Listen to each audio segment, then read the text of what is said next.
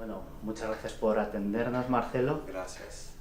Hay un gran interés últimamente, sobre todo para la aplicación del mindfulness en la educación, para los niños. Sí.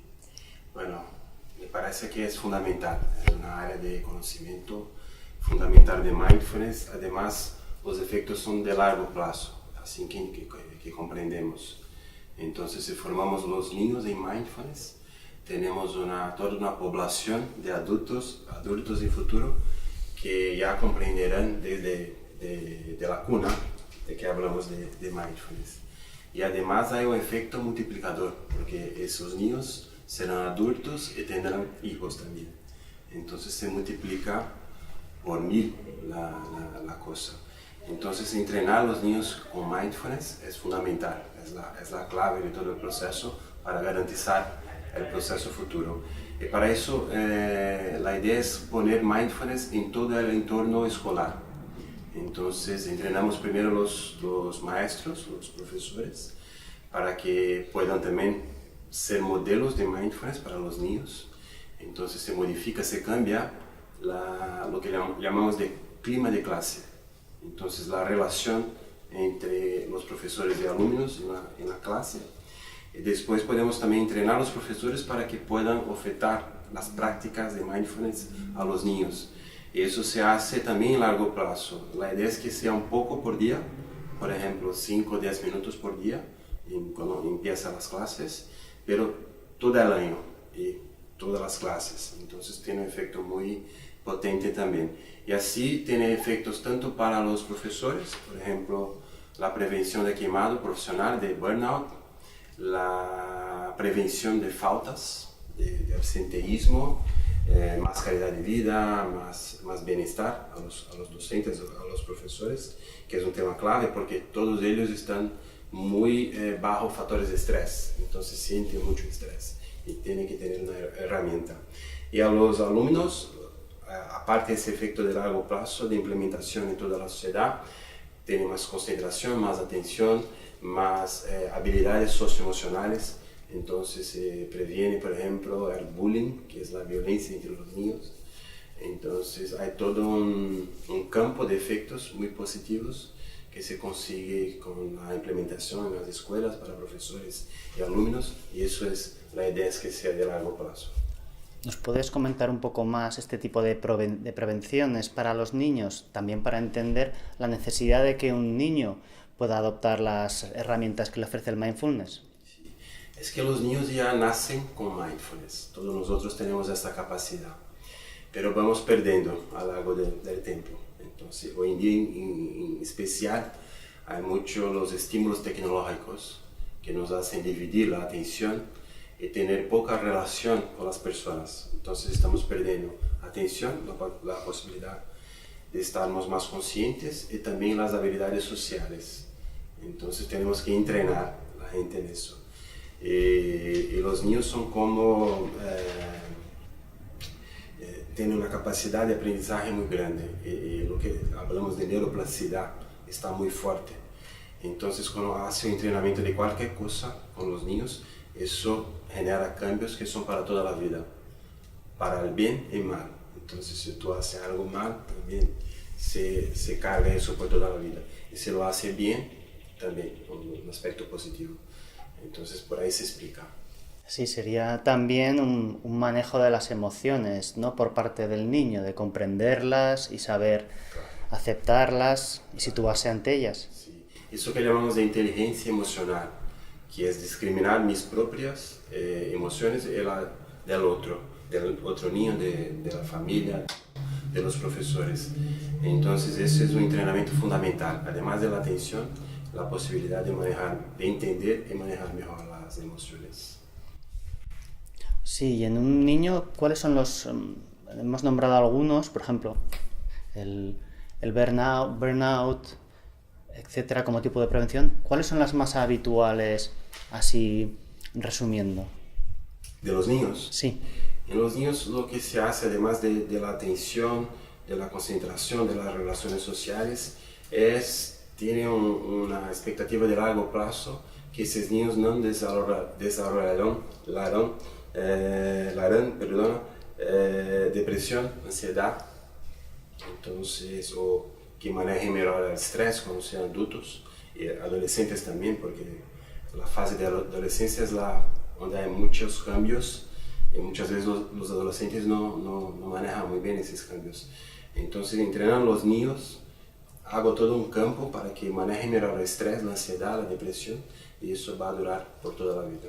Entonces hay una investigación muy interesante en Reino Unido, donde están entrenando a los profesores para que oferten los problemas a los niños, y van a seguir los niños por 20 años para mirar si tienen menos depresión, menos ansiedad, si son mejores padres. Entonces es por eso que hablo que son efectos de largo plazo. Hablando de los padres, los maestros cada vez son más receptivos con las técnicas y herramientas del mindfulness, pero ¿y las familias? ¿A nivel general estás notando una aceptación mayor? Sí, en especial cuando habla de entrenar a los niños. Los adultos tienen un poco más de resistencia a entrenar, pero cuando habla de los niños, eso abre una puerta. Y por esa puerta entrenan los niños, pero también empieza a motivar a los padres para que lo comprendan mejor, para que lo entrenen. Y hay un efecto muy interesante que es los niños llaman a sus padres para practicar juntos o identifican que no están tan atentos, tan conscientes en su día a día.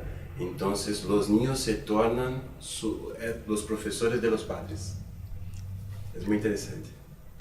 Y que las familias cada vez acepten más el mindfulness en la educación para los niños quiere decir que la sociedad lo va aceptando más y quizás la administración, los gobiernos van invirtiendo más, van aceptando estas herramientas también para introducirlas en el sistema educativo. Sí, eso sí, seguro. Entonces hoy se valora mucho el aprendizaje socioemocional, las habilidades. Eso es una política pública en muchos países. En Brasil ahora sí, en mi municipio, por ejemplo, en mi ciudad, es una política pública que haga herramientas de comunicación en habilidades socioemocionales. ¿Cuál es tu Estoy municipio? en São Paulo, en Brasil. Y, por ejemplo, en Reino Unido es una política pública de todo el país. Entonces, esta investigación que comentaba es un estudio de Reino Unido. Entonces, se invierte dinero en la formación de los docentes, de los profesores y también en las investigaciones para que se crea una base científica para eso. ¿Y cómo suelen reaccionar los niños a la hora de recibir el mindfulness? ¿Emplean unas herramientas específicas? Porque para adultos ya nos suena un lenguaje un poco técnico. ¿Cómo se le enseña a los niños? Se puede usar más o menos las mismas técnicas de la respiración, por ejemplo, por escaneamiento corporal, pero también hay técnicas adaptadas a los niños, con lo que llamamos como si fuesen juegos. Entonces, por ejemplo, para niños muy pequeños se mete una muñeca, por ejemplo, en la tripa, y el niño mira los movimientos de la muñeca con su respiración. Entonces se va creando juegos que facilitan el aprendizaje de los niños, y eso es mucho más fácil a ellos. Pero ellos son muy abiertos, ya son, como he dicho, mindfulneros potenciales, entonces comprenden bien la importancia, entonces no es tan difícil hacerlo.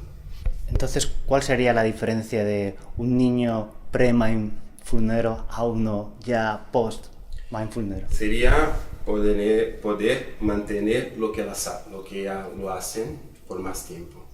Entonces, si cojo un niño de 4 o 5 años, aún está en la transición para perder su habilidad.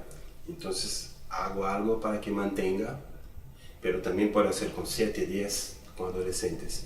Ahí a perder un poquito y hay técnicas que pueden entrenar una vez más. Entonces, idealmente se empieza con 5 hasta 7 años para que aún estén con las habilidades y simplemente vamos a cultivar o potencializar.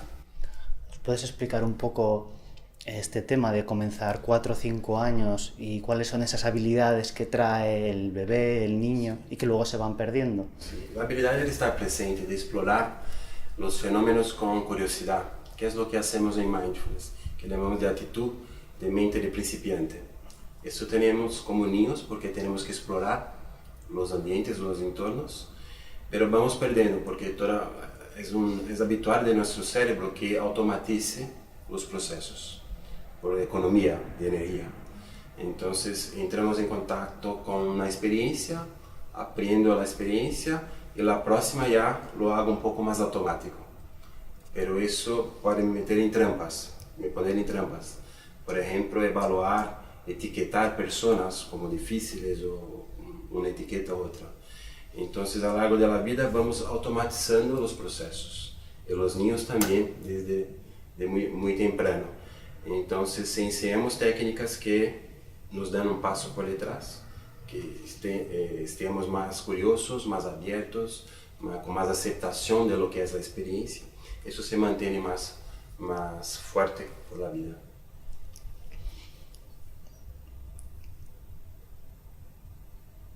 Te iba a preguntar sobre, con las herramientas de mindfulness que aprende un niño, ¿cómo cambia su relación con el entorno, los compañeros del colegio, familiares, el mundo exterior, en definitiva? Sí.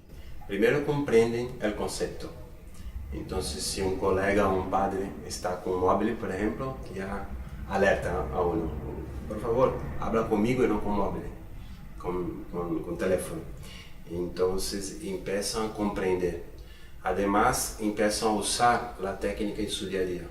Por ejemplo, se comprende que están un poco estresados, tuvieron un juego, una habla con un colega, con su profesor, que no se sienten bien, paran 2 minutos y simplemente respiran. Hablan que están haciendo mind o respiración, una pausa. Entonces, además de comprender el concepto, identificar en la gente, los colegas y los padres, y ahí que hablo que son profesores, que te preguntan por qué no está presente conmigo, ¿vale? Usan las técnicas cuando comprenden que es un momento importante. ¿Y cómo se siente el niño cuando descubre a verse por dentro? Comprender sus emociones, sus pensamientos. Quedan encantados. Los niños son muy listos. Entonces se dan las herramientas, pronto aprenden y comprenden el proceso y se quedan encantados porque entienden la importancia de la herramienta, comprenden muy rápidamente eso. Entonces es muy encantador trabajar con ellos, a mí me encanta. Y claro, al verse a sí mismos y al entenderse, sí, les ayuda a comprender, como nos sucede al resto, claro, de adultos. Son más compasivos también. Son más compasivos que los adultos. Sí, comprenden mejor. ¿Tienen menos maldad o tienen ese alma infantil? Somos seres humanos, tenemos de todo, ¿verdad? Imperfecciones, pero están más conscientes de eso y tienen otra mirada. Entonces tienen más herramientas para moverse ahí. Pues muchas gracias por tu tiempo, Marcelo. Muchas gracias por las preguntas. Y que vaya muy bien el año que viene organizando el congreso en Brasil de Mindfulness. Sí. Como saben, tenemos congreso todos los años. Un año en España, un año en Brasil. El mismo tema que es Mindfulness de compasión, pero vamos trayendo ponentes distintos. Y la idea es que se pueda abarcar toda América Latina y Europa a la vez. Entonces, como si fuese una gran red de mindfulneros, en especial de habla portuguesa y habla española, para que tenga un espacio para eso. De acuerdo. Muchas gracias, Marcelo. Muchas gracias.